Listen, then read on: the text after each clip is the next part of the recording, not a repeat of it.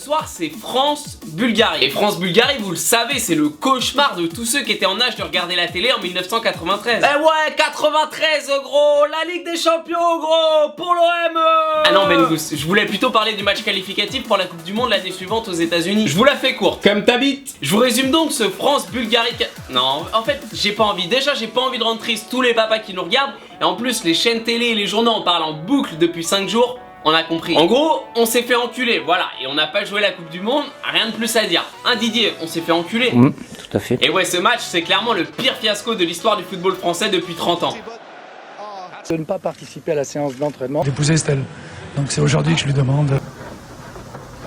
Ok, peut-être pas le pire, mais dans les pires quoi. Allez, les cotes du match pour commencer. La France est grande favorite du match avec une cote de 1,14. Le match nul est à 9 et la Bulgarie 25. Et il s'agit donc du deuxième match des qualifications pour la Coupe du Monde 2018 après le brillant 0-0 en Biélorussie. Didier, franchement, 0-0 en Biélorussie. Je vais pas m'inquiéter aujourd'hui. Ouais, enfin ça pue quand même, non? Non, je suis pas inquiet. Ok Didier, bah moi je te le dis, ça me rassure pas de regarder le classement et de voir la France 5ème sur 6 de son groupe. Va falloir rattraper tout ça mon gros. Bref, pour ce match on devrait voir associer en attaque les deux joueurs de l'Atlético de Madrid, Gamero et Griezmann, les deux beaux gosses. Et en voyant les photos d'eux, je sais pas ce que vous en pensez, mais moi j'ai senti une certaine complicité. Je sais pas pourquoi, mais je sens qu'il y a quelque chose entre deux. T'es au courant d'un truc Didier? Ça peut arriver de nos jours.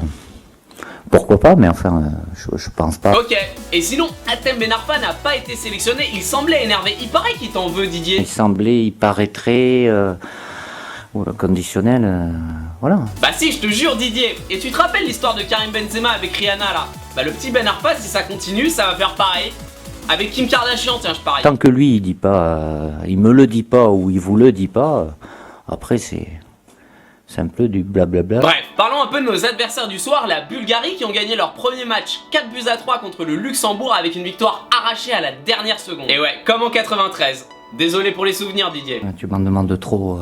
Et ouais Didier, va falloir faire très gaffe aux arrêts de jeu ce soir. Je veux pas voir un but dans le temps additionnel, faut serrer les fesses. Je suis pas contre bien évidemment. Enfin bon, je rassure tout le monde, il y a 10 matchs dans ces phases éliminatoires, on a le temps de voir venir.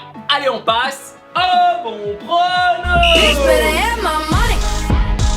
Bon, pour rappel, les deux derniers matchs de la Bulgarie avant son match contre le Luxembourg, c'est une défaite 4-0 contre le Danemark et un 7-2 contre le Japon. Franchement, j'espère que les Bleus vont gagner et je vois pas d'autre cas possible. En plus, la Bulgarie, c'est pas le genre à bétonner comme la Biélorussie, on aura des espaces, on va réussir à marquer. Je suis super confiant pour une victoire de la France ce soir. Bon, forcément, la cote s'en faire sentir, 1,14, c'est pas la folie. Et j'ai trouvé une cote un peu plus sympa en tabac, c'est Griezmann buteur, la cote est à 1,90. Je pense que ça vaut le coup, il va au moins implanter un notre Grisou national. Oui, allez Antoine! Du coup, je mise 200 € sur la France à 1,14 et 50 € sur Griezmann buteur à 1,90. Pour une mise de 250 €, j'encaisse 323 €. Magnifique. Merci d'avoir regardé la vidéo, partagez, likez, commentez si ça vous a plu. Et n'oubliez pas, bien sûr, le concours ScoreNetBet avec 10 paris gratuits de 10 € à gagner. Pour participer, un like et le score dans les commentaires. On se retrouve pour France-Pays-Bas. Je me demande s'ils veulent pas changer l'entraîneur déjà. J'ai été voir Bruno Genesio pour savoir ce qu'il en pensait. Il m'a dit de demander à ma grand-mère, elle me le dira.